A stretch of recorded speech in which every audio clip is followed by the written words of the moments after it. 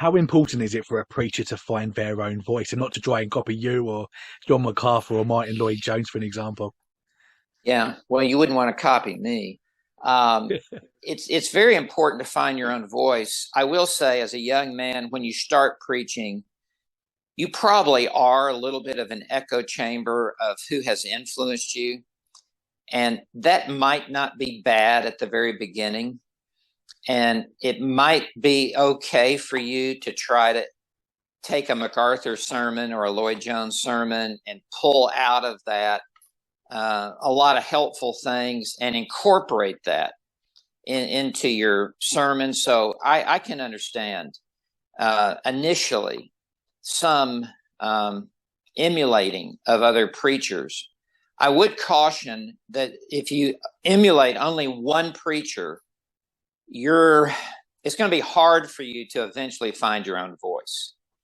I think it's a little bit of a process, but you need to be you, and there's only one of you, and you will be most effective if you are using your own IQ, your own temperament, your own personality, your own vocabulary, your own manners of expression, your own illustrations.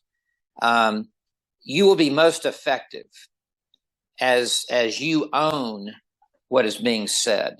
So you asked how important is it? It's critically important. It may be something that you grow into, and as soon as possible, you need to grow into it. But I know when I first started preaching, I was dependent. I hadn't even been to seminary. I mean, I was dependent on other men to help me walk through this passage, take me by the hand and walk me through this passage. And their manners of expression kind of became my manners of expression.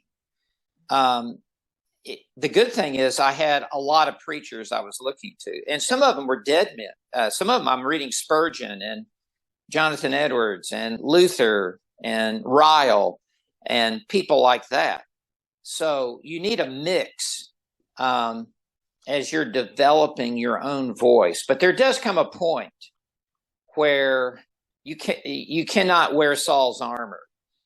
You've got to put on your own armor. You got to dress yourself with this passage. And that's really what happened to me in seminary. For the first time, I felt like I'm now trained to take a passage and to walk through it, interpret it, and make this my own sermon. But it also takes a lot of practice as well. Yeah. You've got to preach a lot to find your own voice. Yeah.